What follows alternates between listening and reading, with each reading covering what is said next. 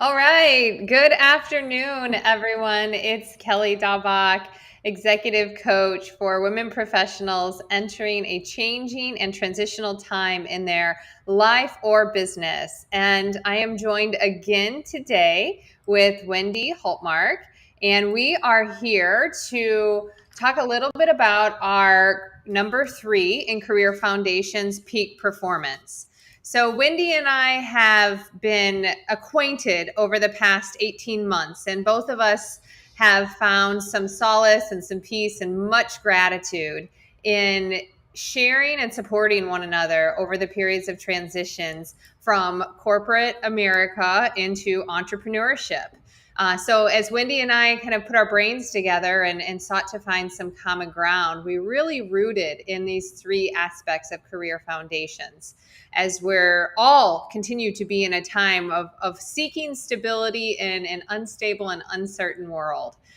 So whether you're here looking for a new company, a new industry, or simply more authenticity in your workplace, we are going to continue the discussion in peak performance. So, Wendy, I will let you introduce yourself and who we work with, or who you work with, I'm sorry, and then we'll talk a little bit about the things that influence peak performance.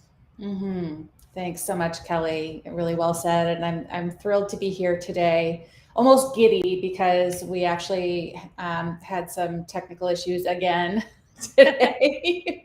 And so now that we've got that sorted out, I'm kind of walking on air. Yeah, so my name is Wendy Hultmark. I'm an executive coach. I work with women to get what they want from a career that they love. And it's my pleasure to be here today to talk about peak performance and these 5 areas. Let's give them a sixth as a bonus, Kelly. There are 6 things that influence peak performance, actually, and we can share that with our delightful audience today.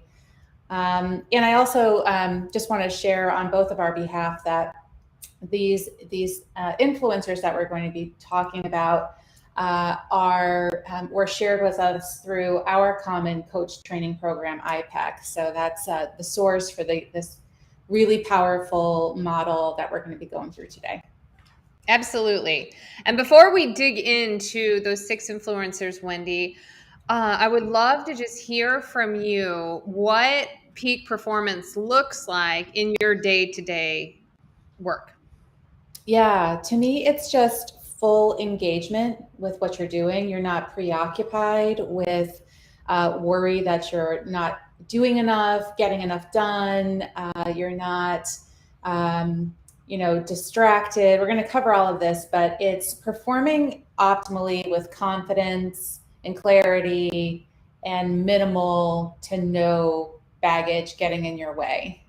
So it's getting those results and doing that in a way that doesn't kill you or drain your energy along the way. Absolutely. Cool. Thanks for sharing. And for me, when I was thinking about peak performance, I feel that I have been at peak performance in my prior career and was really, really driven and really hitting on all cylinders. However, as I compare it to where I am today, the difference in the peak performance where I was in executive leadership in corporate healthcare was driven from a place of expectations and performance and perfectionism. So think of like my peak performance as like hitting all KPIs on the budget, hitting all metrics for my position, exceeding growth, looking for those ways externally to check that box for peak performance. And today, on a complete, really other side of that, the peak performance that I strive for now is really rooted in the flow. You had mentioned really the flow and finding that ease and comfort level of doing things that are aligned with who you are and your truth. And so for me, peak performance has transitioned from exceeding expectations to living a life and a career that is really authentic to who you are. And it is way uncomfortable because I'm way newer at this than it is to go out and, make sales calls and lead sales teams and do those types of things. But peak performance, I really believe, even exceeds those KPIs and those business metrics when you can do it from a place of authenticity versus, for me, a lot of times it was driven off of fear or expectation or even anxiety. Mm-hmm. So, Mm-hmm. all right. Mm-hmm. Well, let's see. We will tackle the first one. So, I will take spirituality and how that influences peak performance. I think for me, it's really understanding how big of a role spirituality to your clarity on your doing. So again, finding that fuel from a heart place in alignment with what you're doing, and that is different for everyone. Have you ever come across someone that is doing a clerical job or perhaps a janitorial job? I was at the gym yesterday and I saw this actually firsthand, and she was so passionate about what she was doing and lit up the room. That to me is someone that is connected to their purpose within their job, but not connected with their purpose related to kind of their job title.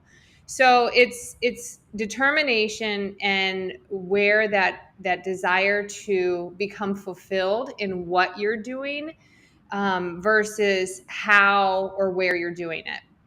So your spirituality really influences, again, from the inside as opposed to looking externally. I read something recently, Wendy, that said, if you're looking for a new job, scratch actually the job titles and start to look and reflect at individuals that are doing things that you desire to do, and the companies, and speak with them, because that's really coming from more of a heart place than it is actually then trying to fit yourself into this job or this role or this responsibility, this job description, right? And putting on those masks. So you have something to look forward to, regardless if it's the end of the quarter or the beginning of a new year, and your connection to something bigger. I know for me, working towards a common purpose and a very powerful mission is something that I'm hyper focused on in both my coaching practice as well as in my seeking for opportunities. All Mm. right, Wendy, and mental. Yeah. Before I get into that second influencer, I just want to take it up one level, which is to say one of the great things about this model that we're talking through is that you can sort of identify where when you know, if you're listening to Kelly and you're saying, yes, that's what's missing, you can now work with this a little bit, right? And say, okay, maybe this job doesn't align to my big picture values at the moment, but how could it? Like, what actually am I doing? And if you're working on a task that maybe feels like grunt work, this is a great opportunity to align back to why your job is important to somebody somewhere, and why those people are important to you. And so you can look at each of these and kind of treat it like a lever that you can pull up and down to help boost that energy and achieve peak performance. Um, and I'll just make one more general comment about that, which is sometimes as you hear some of these, especially when I think we get to like environmental, you're going to hear things and say, "Oh, I can't do anything about that, though. Yeah.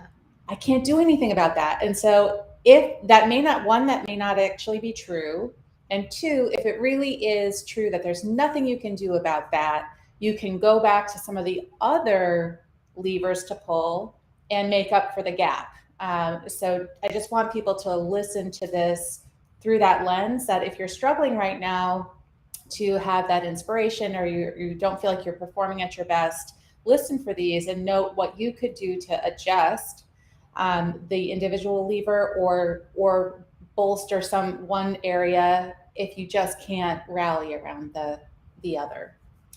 So, with that said, I will hop over to the mental influencer, and this is really about your ability to focus, your ability to concentrate, distractions being minimized, and actually, it's also even kind of at a deeper level about your ability to access your intuition and use that as a tool to do your job. And so if you think about it, and I will say, especially as we get older, and all of us are getting older, every minute. So, but as we get older, it becomes much harder to work with distractions and work through distractions. And let's face it, our world is full of distractions. All kinds of things pinging at you, letting you know that it needs your attention, and sometimes we're doing something that's not that pleasant to work on, or we are kind of hoping for a distraction. And so, one thing you can really do if you're feeling like you need to really focus on achieving that peak performance is, what can I do to eliminate distractions? What can I do to up my concentration? Consciously ask yourself, do I need kind of a narrow lens of focus, or do I need to kind of think broadly about something? So consciously choosing uh, that worldview. I totally just got distracted by a comment. Thanks, Fahima. I'm glad you like the advice. So that's a little bit about the mental influencer, Kelly. So the next one is emotional, and unless you want to add anything to mental before you move on to No, that. that was great, and I love doing lives with you and with other coaches with expanded awareness, because it's like we can teach about it or share what our learnings have been as we're taking in the information, but we are by all means totally students ourselves, right? We are like learning and practicing and teaching, and then call ourselves out on our own stuff. I mean, even during sessions where I'm getting support, I can say, I know I do this and I'm kind of in it right now, like you had said about your distraction. And I think that's huge as just a first step is your awareness. So I just wanted to point that out and give you some kudos on that. So emotional area. I don't think it's coincidental that we flip flopped every other one, and I'm sitting here with emotional area. Emotions is, think of it as a barometer in how we handle and determine whether stress is rising or falling. When you are in a place of joy and fulfillment and satisfaction, all of those emotions at that end of the scale are lower in stress. And as you move into disappointment, jealousy, anger, frustration, normal feelings, but at the other end of that emotional spectrum, that is how you have that awareness of the stress in your environment. And I had pointed out the awareness, as you were just mentioning, that distractions, how you know is how, if you have stress, or how you can do is exactly how Wendy just mentioned, saying, I am stressed. Okay. And you can handle and heal that stress actually from the inside out, because your stress reaction is what you're working on at work, right? There are things that you cannot control, whether it's the meeting, the short staff, the new boss, the fired coworker, the layoffs, the cut in budget, all of those things are triggers. But your ability to handle that stressor is internal. There are individuals that are really good at handling stress and don't seem to be phased. They have that really high emotional intelligence to know how to handle and understand, express, and control emotions. Okay, so first you have to have the reaction, you have to feel it. Then what are you going to do about it and handle it in a healthy way? How are you going to express it? Maybe you handle it after hours, or not in the format of retaliation or in an email.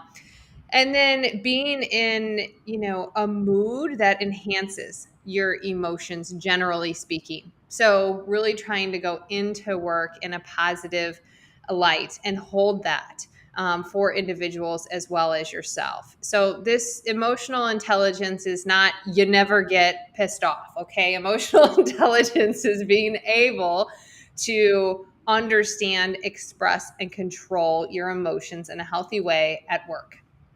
Mm-hmm. Yeah, there's like this, it's really about the awareness and management of it.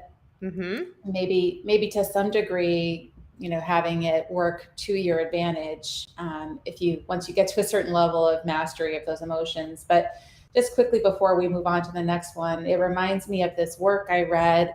And I'm blanking on the author, but he identifies like 250 emotions or something, and Wow. says that each emotion has a story, a purpose, and basically, what it urges you to do. So just, I found, just like reviewing some of this, like understanding that the purpose of regret is to like inform my future decisions. Like, okay, now that I know that and I'm feeling regret, what is that actually trying to tell me? And what am I likely to feel the urgent need to do, to feel compelled to do? Doesn't mean I do it, but like just like breaking it down into that level is a great way to practice awareness. While we're talking, I'll see if I can drop that guy's name into the chat and give him proper credit, but it's really, really great stuff. um, and actually, before we move on, I just want to maybe address some of the comments, because we do have a question.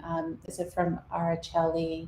Do you feel that pay rate plays a factor in the ability to handle stressors, since the economy has become such a challenge? And how would you overcome this factor if so? So I'll start by just maybe taking an interpretation of that question. I'm not entirely sure that this is what Araceli's meaning, but maybe we're hearing that if you're feeling like you're not paid adequately, does that influence your ability to handle stress? Maybe you don't feel like you're paid enough to put up with this, or maybe you're genuinely afraid that you don't have enough resource to survive. And so I could see it kind of playing out both those ways.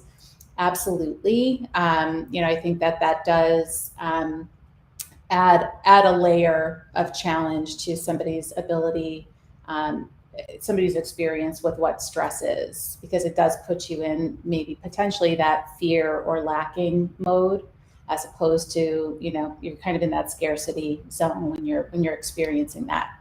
But Yeah. what to do with that is sort of a different conversation, I think, in terms of, what is within your control. Within your control is advocating for more pay, working towards a promotion, finding a job with better pay, or finding ways to work with the pay that you do have. So you always have Yeah. some options.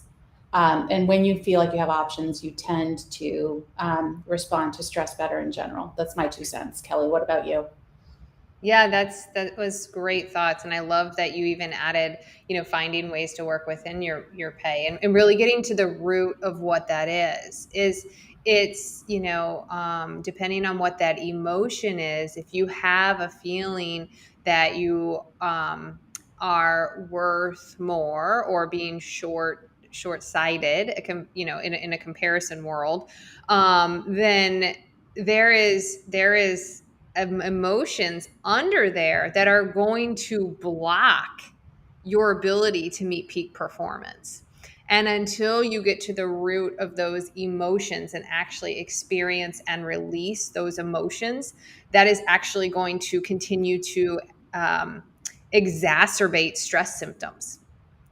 So it's really, really important that you deal with it in a way like Wendy had mentioned, like through a choice function and doing something about it. But you really also need to figure out, why are you feeling like that, and tackle that emotion, and treat that emotion through a process of um,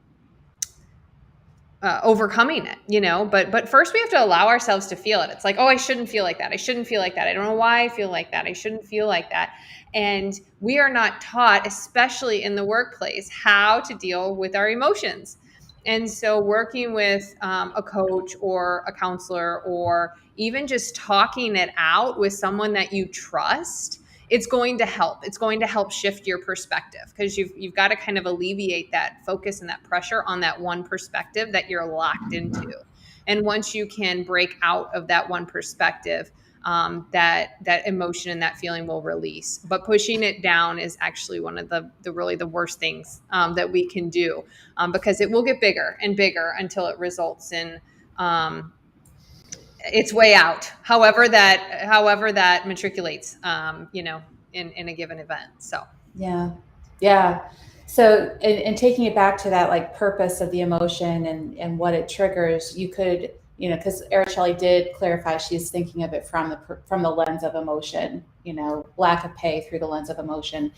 And I think if you could yeah, pinpoint, I'm feeling resentful, or I yeah, feel afraid that I won't be able to pay rent next month, you can then move forward from a much more informed and targeted place and strategic place.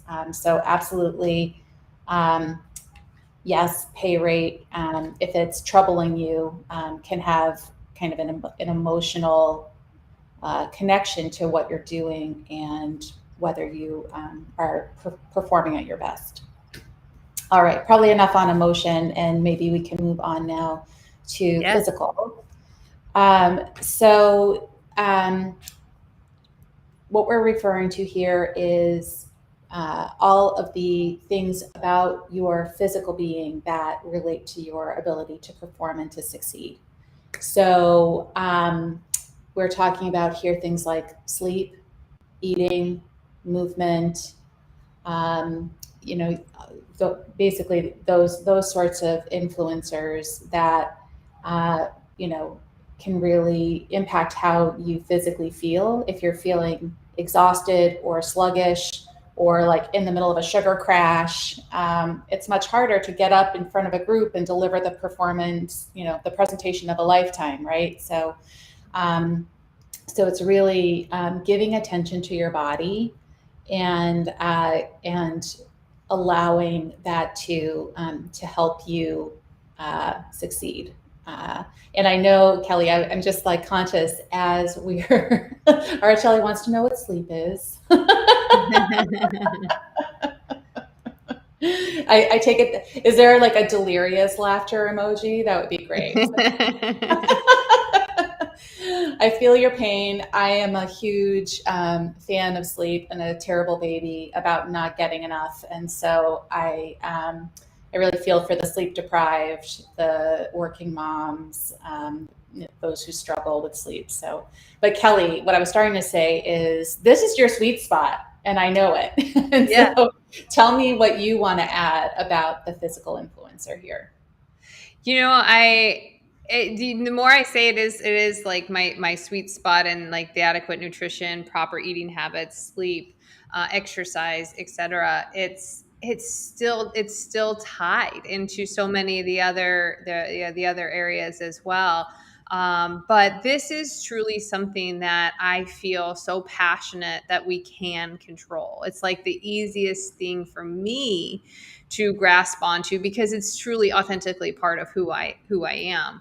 And again, I'm passionate about it. But if you're not as passionate about the physical areas, my daughter, for instance, just really does not like physical activity. She's more into the performing arts. And so it's about finding manageable ways to improve these areas of your life that feels good for you.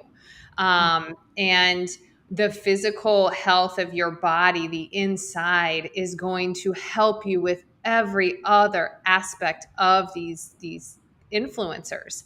If you're not feeling good physically, it's so difficult to tap into your emotional health, or going out and wanting to meet people socially, or tapping into your faith. Or your mental area. It's so connected to your physical well-being that it's Mhm.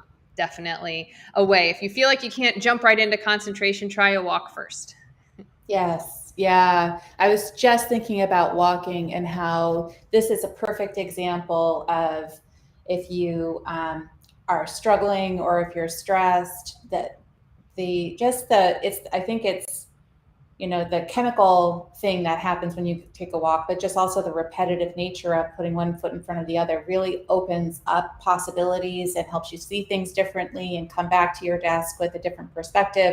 So taking a walk is a perfect example of how you can say you're struggling with one of the other influencers, just kind of giving yourself a little physical boost can really influence your performance in a positive way.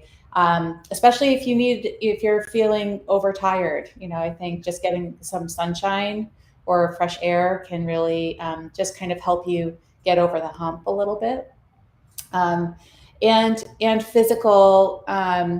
Not everybody can relate to that experience. I've gone through my own journey where I was like kind of a gym rat and I worked out all the time, and then I experienced injury in the pandemic, and I sort of lost that connection with kind of physical wellness as it existed for me before, and I really had to redefine that. So I just want to acknowledge that not everybody Yeah. finds the idea of doing 20 push-ups or like getting on a Peloton to be like yay. Yeah.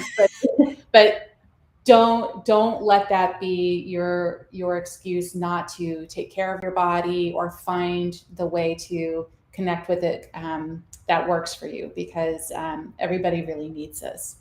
Absolutely. And with that, shall I move on to social?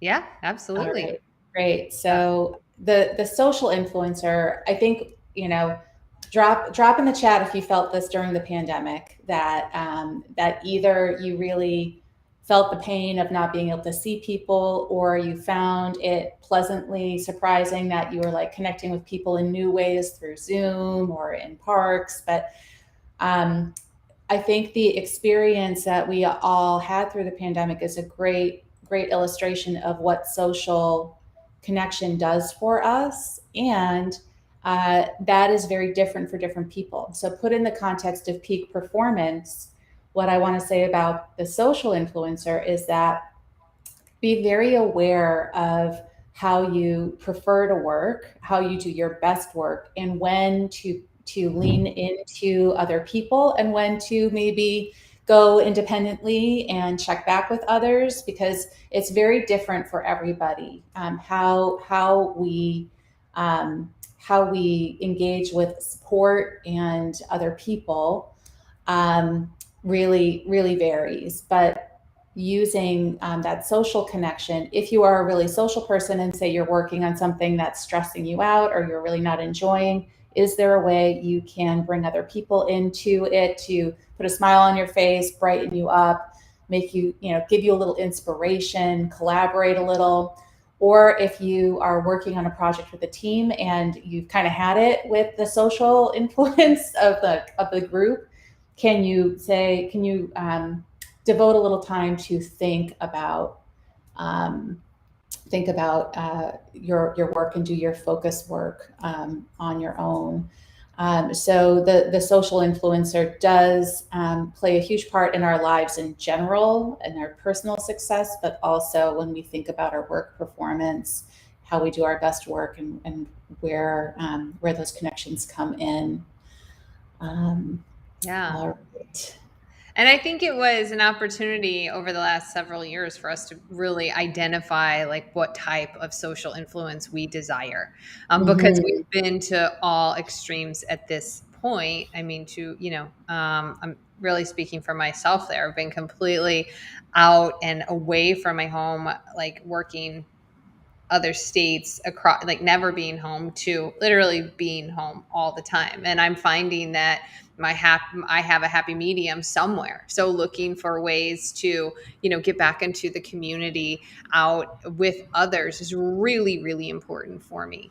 And don't know that I would have had that had I not had kind of both ends of the spectrum. So, and again, it all comes back to awareness of what that is. So that if you're looking for a different career or a different path in how and where you move forward, this is a component. So knowing where you're most comfortable socially and how that impacts your peak performance at your career is important.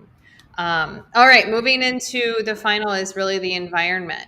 So all of these play a role in our environment, but this is really touching on the physicality, the settings or the conditions to which your particular job or workplace is structured. So adequate setting for performance includes like literal physical environment. So my room here, Wendy's room there, environment, lighting, what you're wearing, how you're sitting, the adequacy of how you're operating, technologically, and how you can improve those. So it's important to recognize that the where we're sitting, and even the lighting and what we're wearing and how we're standing, especially the number of hours that we work, is so important. And it can bleed into your physical health and other things like that. So I love bright light and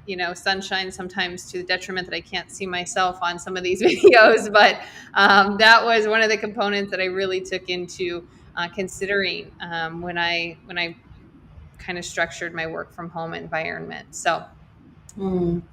Yeah, I think the environmental influencer is like maybe the sneakiest one, because you may not notice like how powerfully your environment is influencing your energy and your ability to perform. Like when I first moved to this house, it was in that period where the supply chain was, especially atrocious, and I was waiting months for a proper desk that fit in this new space. And in the meantime, I was working in this little corner desk that like had room for just like a tiny laptop and basically a glass of water, and that was it. And I was fine. I thought I was fine until my new desk arrived, and I just like my whole body was just like, oh, I can breathe now. Oh, I have a place to put things. This is amazing. And so this is where I was saying we can't always control exactly our environment. I couldn't control when that desk was going to arrive. But there are things that you can do to adjust your environment, or if you can't adjust your environment, to look at some of the other influencers in order to get that burst of energy and to be able to focus and perform at your best. So that rounds them out, Kelly. So maybe it would be helpful just to kind of list them out once more so people can kind of remember what they are. And then I just want to also tell a little story about that. So we've got spirituality, the spiritual influencer. We've got the mental influencer, emotional, physical, social, and environmental. And the story that I just wanted to share, I was with a friend this weekend who shared, she confided in me that she had been feeling really down. And she traced it back to, she said, it all started when this workout group I had joined, like it just sort of fizzled, or they stopped inviting me places. And I just felt, I just didn't feel like myself after that. And I said, well, of course, I'm the most annoying friend. I didn't say it like this, but I pointed out that it was a double whammy, at least in terms of that social connection that got lost and the physical connection. So losing the physical activity outlet, losing a social connection, and it caused emotional pain as well, because she felt like she was no longer part of this community. And so it's very real how these influencers show up in life in general, but at work specifically, it's very real and powerful. And understanding how to take advantage of it and to manage it is a huge advantage for people. Yeah, that's a great story, and you're right. They're very seldomly isolated in terms of the influencer, and I think when we're talking about peak performance, we're talking about overall energy, because our peak performance is actually your fullest potential. I mean, like fullest potential. People are like, "Will I ever reach my fullest potential in this life?" These ways, these influencers, is how you would measure or determine if you're meeting your fullest potential, how your energy is. And we've all been around individuals that are really, really rich in energy. And I would say that there are periods in your life where, certain influencers and certain components of the energy are higher than others. And that's, again, just like the emotions, that's completely natural and normal and part of being human. But when you really are going on all cylinders and reaching that maximum potential, that is your overall most exuberant, highest caliber of the potential energy that you have in your human mind, body, and spirit. So Mm. if anyone on that listened live or on the replay wants to touch base with Wendy or I on this topic, or on the topic of making changes more in alignment with who you are in your life or profession, we're here for individual discovery calls, and so we'll make sure that we have our email addresses in the chat. But Wendy, it's been a pleasure to tackle these three career foundations with you, and look forward to when our path and courses cross in the future. Yeah. Yeah. Thanks, Kelly, for wrapping it up so nicely. I've thrown my email in the chat. I'm happy to hear from anybody who wants to tease things out a little further, as I know you are, Kelly. Make sure you take that opportunity to get your information in there too. And I just want to thank you for leading and arranging these, this series. It's been so much fun, and I loved the group we had with us today. So thank you all for joining. Awesome. Thanks, everyone.